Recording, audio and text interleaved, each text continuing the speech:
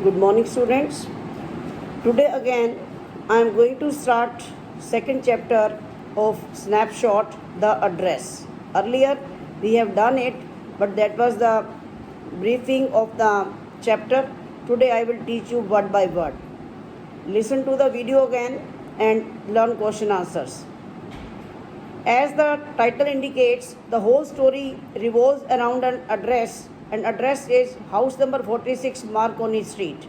A war was going on in Holland, and narrator and her mother, Mrs. S, used to live in a sensitive city where any time impact of war could happen.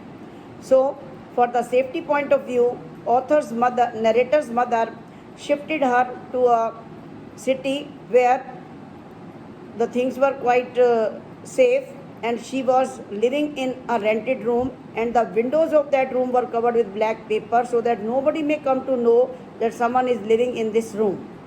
Whenever she found time, she would come back to her home, and when she came back home, what she felt there and what conversations took place between mother and daughter, after that this story took place.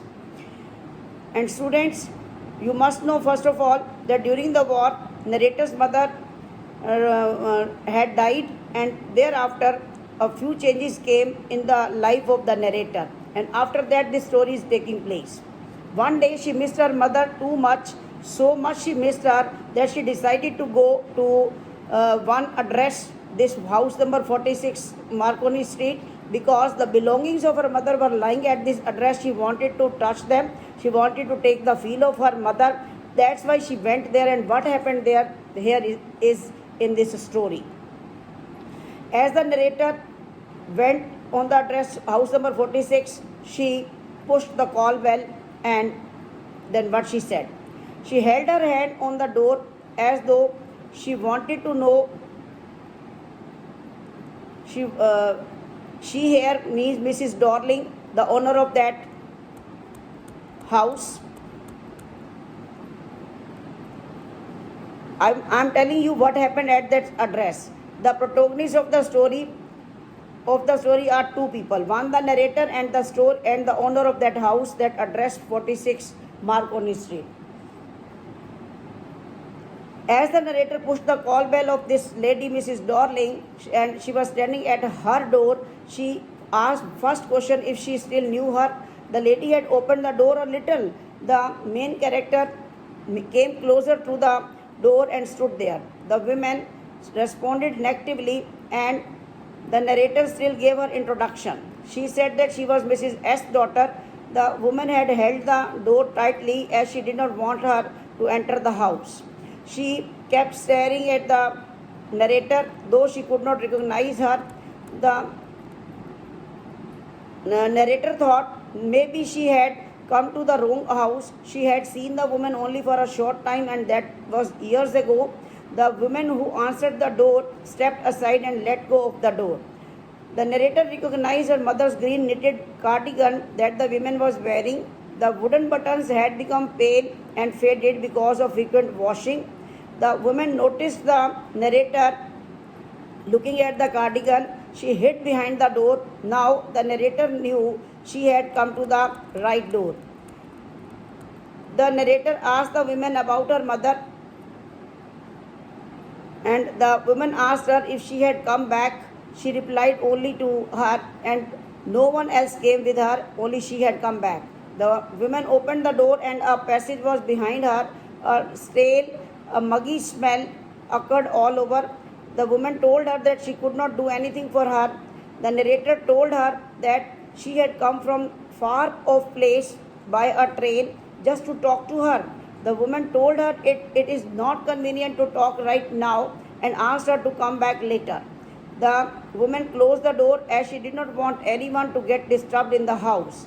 The narrator was still standing on the step. She saw a curtain moving on the glass window.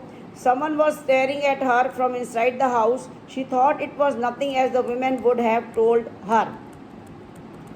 The narrator looked at the number plate again. It said number 46. Dorling was written on the plate on white white paint. As she was going back to the station, she was thinking about her mother. who gave her the address. It was the first half of the war.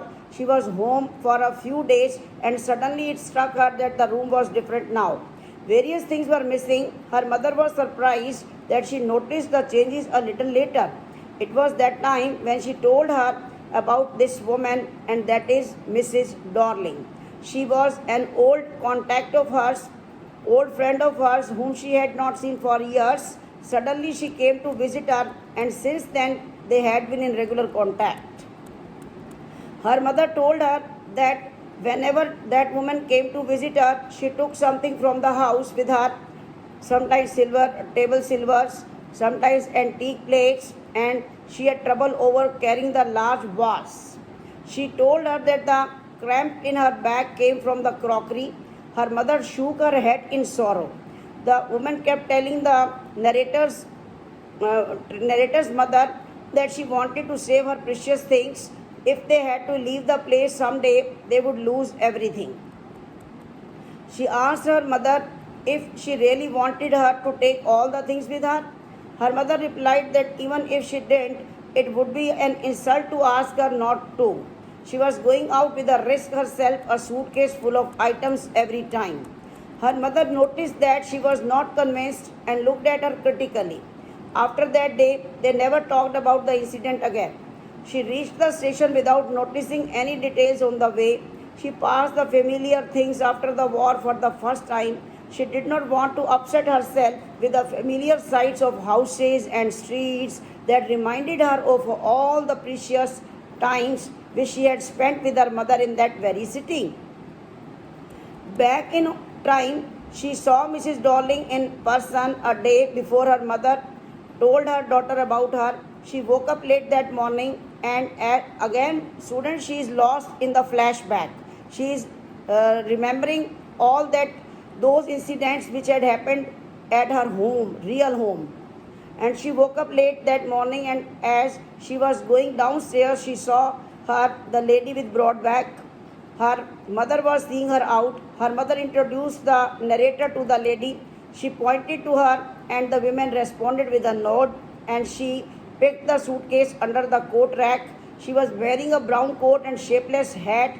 The narrator asked her mother if she lived far away.